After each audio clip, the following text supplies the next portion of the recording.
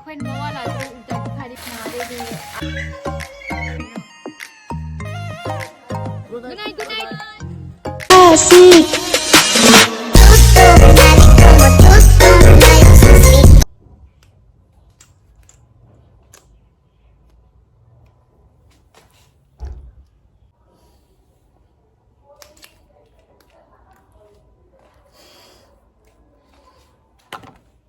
Hello everyone, welcome back to my channel. Ngasi ki video ito sina ko ngasi se ko Emoinu numit niya ba lat pa numit oy mare ba kha ai su khang de ngasi ho taw jada mani na khang de eng din su kamatam oy du ma do yam khang de ba ko aduna aina status ta mi singi status aina ui bo ri tang photo me am Emoinu numit ki moi puja tor photo loi thanga le ba du do aina aya ai su khala ga do ai su tang ngasi kitang oi taw ge just hairu kai ki kala ga simple oina ko aina mammo na khoram javani khoram अबे जल्दी बोल कल सुबह पनवेल निकलना है जनिंग बनी ना ने zum simple no khoram gi khali ni do ngasi zum simple video mo oidoni adudei nungai ba paw mana kari good news amana kari na ba ne puja gi my husband do id na da id kui ba ko lapaga ma kharni le ramaga sum haidi mai thabo moi thabo hune ne haidi ajomi na kainom haidi ma atopa mafam da thagi ba kharni ko aduma ngarang finally lai ba la ga do ngasi se la ni finally puja ga my husband ga su na phangani da prakash ko na phangani ba tuna mai khala su nungai happy way haidi for the couple or rani na hoji aduni ngasi video smile simple doni edit tum ho couple lore nanu hoji bo tummi adi khana si khara ngan no gale khangde kari no khangde ka ngan no gale adu do thapa ka lore breakfast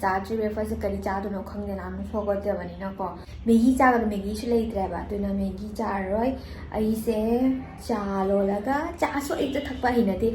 chanda da thakpa hina cha da ai tu tha mo bu thile tai adu na ai tha roi cha roi sum ising num thak chara hinga lore नीयत में खोट साफ नजर आता है हवस से भरी हुई मथंग तुम वीडियो से मिनट से का बाय बाय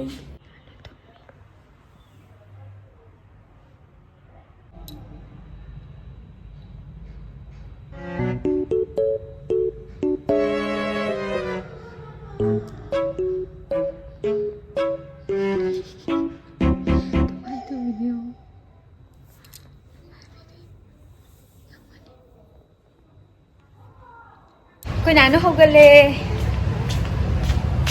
मना नानू हो गले जी आई हुजी पूजा हो जलाई मैगी चाबा मोय तो मैगी ले गए तो मैगी चाबा लाई ब्रेकफास्ट तो वो पुन्ना माउस मैगी अनी तंग ले आई की मैगी पूरा लोई गरे बंगरांग अदुना पुन्ना ब्रेकफास्ट तो वे ले आई चा तो मासे चा जी नानू से हो गले पापा लानी पापा लानी हेलो पापा लानी हेलो नहीं पापा लानी ये हेलो ये हेलो पापा मैगी पोरानी दोचा ना मैगी पोरानी दोचा hello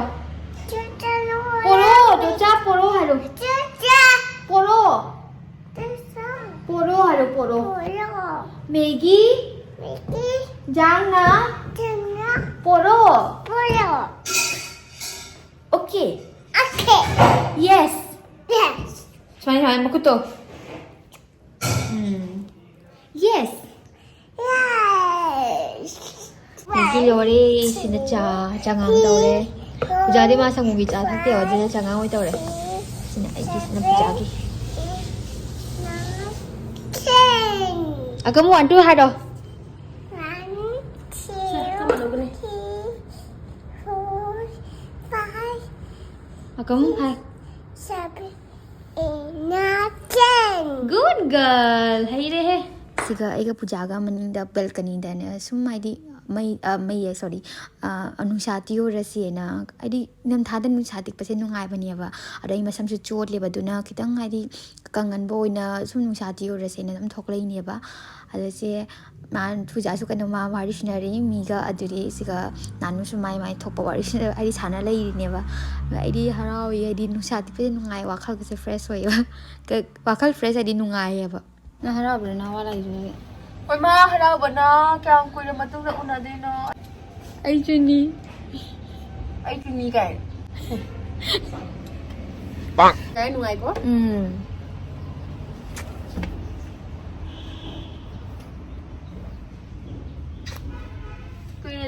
Sunday udah ba husband naman sa feeling malo ay kung wala kino law ama nga ba wa no le wala di udah iba lang tren ko pa biyo na siya masamida มีนะมาว่าหลาก็เก้นะอะไรนี่เก้นะมูนะลิปสติกก็ทานะอะไรนี่คุยนะบิคารีนะมันคุยนะมาว่าหลาตัวเองอุลตร้าบิคารีมาว่าหลาตัวมันมีตัวน่ะเห็นเก้กันเลยมั้ยअरे झूठ बोल रहा है ये झूठ बोल रहा है everyoneคุย ngasi okay hai Nanu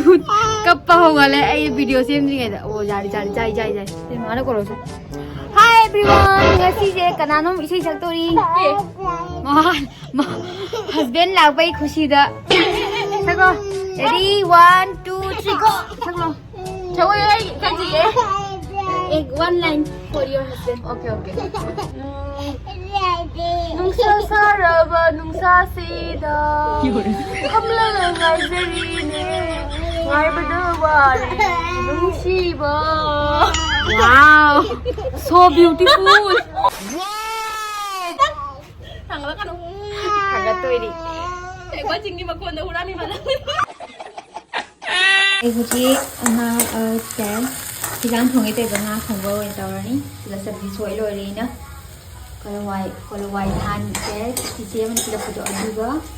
โกบีก็ฮังกามสู้กุดารีเนี่ยเขาเรียกอะไรวะอันนี้ไอ้ฮังกามรู้ถูกเลยวันนี้นะดูมอเตอร์ก็โตเมโต้ก็ฮับเลยที่นี่ยังนะฮะที่เจี๊ยน่ะปีละนั่งFinally, yan ang fresh tao hong doy. Nahande di akong bachar lagi. Ako hoji mai thom na bacha ngai ni ai shu nan ko bala la ko le ba adu da prakash mo la ko le ba aduna puja su ma yang thong ngai shu kana yang thong la pa ka chak cha ngai ko ni na nang ngoi ba la pa ga ai chak piro me la me to ni ha pu re toในจังหวะที่ถ่ายทำนักคนยังหางเลยแล้วก็ที่อีจักรู้จักแล้วมีกันดูมากันนะที่ลาปก็ได้จักรู้จักเลยจักอะไรจักอามันชิโร่ไอ้วันจ้าพังจะถ่ายตัวเพราะแซมกองงาถูกบันทึกพัฒนามาเทลตัวแล้วก็คุยคุณจะเจ้าด้วยมาเทลพัฒนาตัวแล้วก็ด้วยจ้าพังตัวนี้นะคะได้ที่ใครกันนะนะคะได้ที่อาลูกับโตเมโต้ก็ตั้งตัวแล้วก็จ้าที่จ้างถูก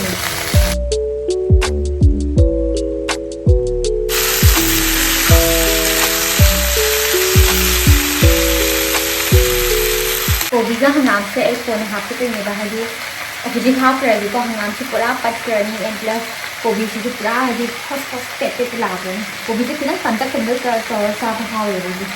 hangam se kinan pantak ko ne khai bida akhoi am ta khai ba pet ni ka la ka le wow Here I come. mama nasi da prakash la ko ne kinan ngau thok ma ri nang se tai su yes Ate siya kamay masak Kawthare no na. Ay, pati na ako iwan.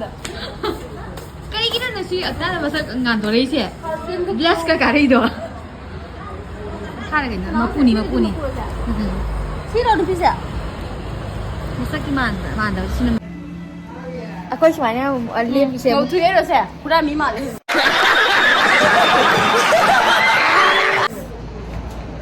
Kaya dalam pasal. Ay gigi masak ay fake may asin to yun. Di ba ako sa TV? Hindi na sa ni. Macam ni kaya lawa din ang sila. Ano ni na? Ay, ako siya ulit lapad na mo yung utok na din ako ulit sana mari. Doon siya ikaw niya. Ako yung lato rin ang ngari na tra. Hindi, ano. Nati. Party rồi, đi vào đi đâu mới đẹp rồi đấy. Party ở đây. Wow! Don't leave me out here dancing alone. Can't make up your mind, mind, mind, mind, mind. Lên, xong luôn. Udah rồi, bye.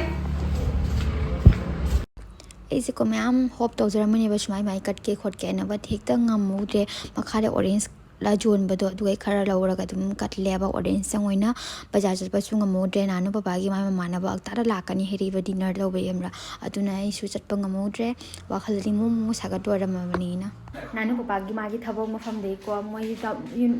ꯊꯕꯛ ꯇꯧꯃꯤꯟꯅꯕꯀꯣ ꯅꯨꯄꯥ ꯑꯃ family ꯄꯣꯔꯛꯑꯦꯀꯣ ꯑꯗꯨꯗꯣ ꯂꯥꯛꯑꯦ ꯑꯗꯨ ꯍꯣꯇꯦꯜꯗ ꯂꯩꯌꯦ ꯍꯣꯇꯦꯜꯗ ꯃꯣꯏ ꯆꯥꯕ ꯈꯣꯠꯄꯗꯣ ꯄꯩꯁా ꯑꯗꯨꯝ ꯆꯪꯉꯤꯅ ꯑꯗꯨꯅ ꯑꯩꯈꯣꯏꯅ ꯁꯤꯒ ꯉꯁꯤ ꯅꯨꯡꯗꯥꯡꯒꯤ ꯗꯤꯅꯔꯁꯦ ꯑꯩꯈꯣꯏꯗ ꯄꯨꯟꯅ ꯇꯧꯔꯁꯦꯅ ꯍꯥꯏꯕ ꯑꯗꯨꯗꯣ ꯂꯥꯏꯒꯤ ꯅꯨꯃꯤꯠ ꯑꯣꯏꯔꯁꯨ ꯀꯩꯗꯧꯅꯤ ꯄꯥꯏꯔꯇꯦ ꯑꯩꯅꯗꯤ ꯇꯧꯅꯤꯡꯗꯕꯅꯤ ꯑꯗꯨꯁꯨ ꯑꯛꯇꯥꯗ ꯖꯥꯔꯛꯇꯕꯅꯤꯅ ꯑꯗꯨꯝ ꯑꯩꯅ ꯆꯤꯀꯟ ꯑꯗꯨꯝ ꯇꯧꯔꯦ ꯂꯥꯛꯇꯣꯏ ꯃꯃꯥꯟꯅꯕꯁꯦꯀꯣ ꯍꯥꯎꯅꯦꯕꯗꯣ ꯃꯣꯏꯅ ꯁꯨꯝ ꯅꯥꯅꯨ ꯄꯄꯥꯅ ꯍꯥꯏꯕ ꯃꯣꯏꯁꯦ ꯉꯥ ꯌꯥꯝ ꯍꯩꯅꯔꯣꯏ ꯉꯥ ꯇꯧꯔꯔꯣꯏꯁꯤ ꯑꯗꯩ ꯃꯣꯏ ꯃꯇꯨ ꯃꯆꯥꯗꯣ ꯉꯥ ꯍꯩꯅꯔꯣꯏꯌꯦ ꯑꯗꯨꯅ ꯐꯥꯔꯁꯇ ꯑꯣꯛ ꯈꯜꯂꯝꯃꯦꯕ ꯑꯗꯣ ꯑꯣꯛꯇꯨꯗꯤ ꯂꯥꯏ ꯅꯨꯃꯤꯠꯇ ꯃꯦꯟ ꯅꯨꯡꯉꯥꯏꯇ꯭ꯔꯦꯅ ꯑꯗꯨꯅ ꯑꯩ ꯇꯧꯍꯟꯗ꯭ꯔꯦꯕ ꯑꯗꯨꯗꯣ ꯆꯤꯀꯦꯟꯗꯣ ꯑꯣꯏꯅ ꯇꯧꯔꯁꯦꯅ ꯍꯥꯏꯌꯦꯕ ꯆꯤꯀꯦꯟꯗꯤ ꯃꯣꯏꯁꯨ ꯑꯗꯨꯝ ꯆꯥꯅꯦꯅ ꯑꯗꯨꯅ ꯑꯗꯨꯝ ꯇꯧꯍꯜꯂꯦ ꯆꯤꯀꯦꯟ ꯃꯤ ꯇꯔꯨꯛ ꯆꯥꯃꯤꯟꯅꯗꯣꯏꯅꯤ ꯄꯨꯟꯅ ꯁꯤꯒ ꯑꯩꯈꯣꯏ ꯌꯨꯝꯗ ꯀꯃꯥꯏꯅ ꯆꯥꯃꯤꯟꯅꯕ ꯃꯐꯝꯁꯤꯗ ꯐꯝꯐꯝꯁꯨ ꯂꯩ ꯁꯨꯃꯥꯏꯅ ꯐꯃꯨꯡꯗ ꯐꯝꯗꯣꯏꯅꯤ ꯃꯈꯥꯗ ꯆꯤꯌꯔ ꯂꯩꯇꯦ ꯀꯥꯏ ꯐꯝꯍꯟꯗꯣꯏꯅꯣ ꯈꯪꯗꯦ ꯅꯥꯅꯨ ꯄꯄꯥꯅ ꯃꯥ ꯎꯄꯥꯏ ꯑꯃ ꯇꯧꯅꯦ ꯈꯪꯗꯦ ꯃꯐꯝ ꯃꯆꯥ ꯇꯧꯔꯤꯁꯦ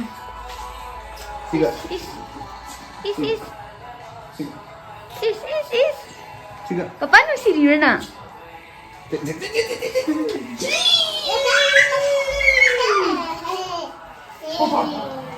ꯑꯗꯨꯁꯦ ꯁꯤꯒ ꯑꯩ ꯀꯣꯄꯤ ꯂꯥꯏ ꯆꯥꯗꯣꯔꯦ ꯁꯤꯅꯤ ꯑꯩꯒꯤ ꯆꯤꯀꯟ ꯊꯣꯡꯕ ꯏꯪꯍꯜꯂꯛꯀꯦꯀꯣ ꯑꯩꯒꯤ ꯆꯤꯀꯟ ꯊꯣꯡꯕꯁꯦ ꯐꯖꯕ꯭ꯔꯣ ꯗ꯭ꯔꯥꯏ ꯑꯣꯏꯅ ꯁꯨꯝ ꯊꯣꯡꯉꯦꯕ ꯄꯔꯥꯊꯥꯒ ꯆꯥꯗꯣꯏꯅꯤꯅ ꯁꯨꯝ ꯁꯤꯝꯄꯜ ꯑꯣꯏꯅ ꯁꯨꯝ ꯁꯨꯃꯥꯏꯅ ꯁꯨꯝ ꯊꯣꯡꯉꯦ ꯑꯗꯨ ꯁꯤꯒꯅ ꯆꯠꯅꯤ ꯄꯔꯥꯊꯥꯒꯤ ꯆꯠꯅꯤ ꯅꯥꯅꯨ ꯄꯄꯥꯅ ꯁꯦꯝꯃꯤꯅꯤ ꯁꯤꯗꯤ ꯑꯩꯅ ꯅꯠꯇꯦ ढक्की रखो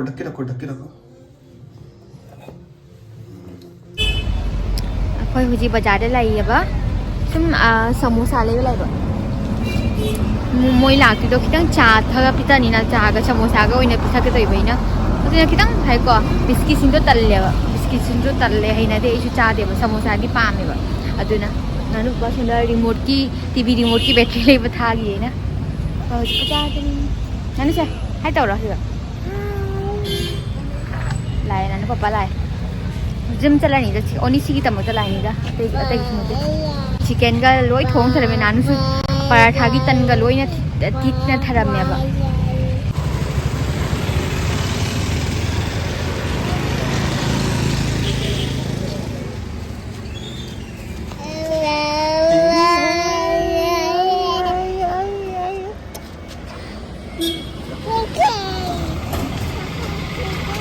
ꯄꯄꯥ ꯐꯖꯕ꯭ꯔꯣ ꯅꯪ ꯐꯖꯩꯌꯦ ꯑꯩꯈꯣꯏ ꯆꯨꯀꯅ ꯅꯥꯅꯨ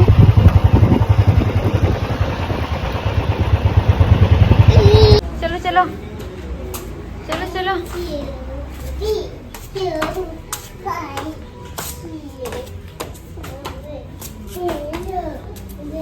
Ten.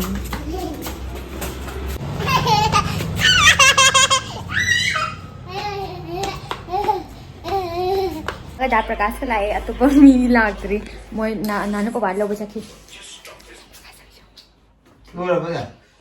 da प्रकाश हाय तोरो da प्रकाश हाय तोरो कशुम उदे हाय तोरो सिगा Hai, sao con chấm Sama jabring mai Pujari ngar pujari mai anu uram mani ingan loy ro phale se ingan lage yung hit to ring Hai di matu mo cha jari Chai hả haw ye aina song Pujana hai bane da prakash ka manga kanana heli phajaba na comment ta iram mai iro kanana phajaba he de na iro Nanu to yo da prakash ki tim pak to mo to yo mana paratha jai da prakash na chak abana sai ta siga yeng lai re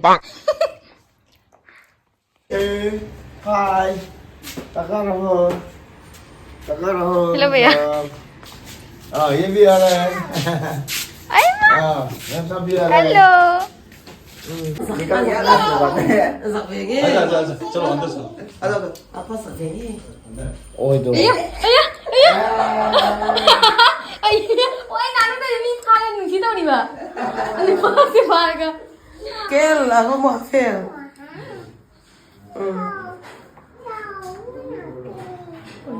Kiri dar gaya ba ni? mama tina điều đó mi Boss le. em nói sao anh rồi इकाई हो आने में Machu pa dam lupas ni mawala bi de. Ikai de. कुछ ना ना यार Sarap lagi ako. मैं भी ले रहा है मैम साहब suốt tất cả em lại liên tục cái này Nanu ba ikai dro? ये Nanu nung sitaw ra ba yada? cái số mấy cái có mấy cái आप भी नहीं कोई पा रही थी कपड़ा आज ये Wow. Rota है? हाँ. मैम साहब हाँ? सीख जाएगा बस बाद में हम लोग को मतलब हबो बोले ना तो बाद में यार First ko angang macha ko nanu ne nungsi tawrubade chupubade ikai bane ma lengamudre ba masa ikai manina aduda nga ha le ra angang ni na sum ha le sum ikai ba do phare aduna nanu ka kanna phajana sana ba ho gare mo bani mama ne friends oina gare ha gare angang sana ba ho gale khingale nanu nam ta kiss tawrubade statue orubani ma मैं मेरा बाल भी कभी भी व्यंजन माने से बोले जब भी थोड़ा समझना होना चाहिए मालूम चल गया था मालूम खाओ ये समझता नहीं मैं आपको बता दिया था ai do yong ne ani se oi ma nanu na brand na puna bhaiya na सीना oh मैम से फर्स्ट टाइम एक्सपीरियंस है ऐसा type bye bye tawro mama tự nhiên này bye bye room same है बराबर nanu आप आइए क्या Nanu tina सुबह ये यहाँ से देखना ओके हो गई तो nanu friend dek ta bani na dar phangna ba ro to isu Roland, come here. Okay, bye. Okay. Okay, मिलते हैं बाद tore moi Sikit aku tin betok lagi. Bye bye.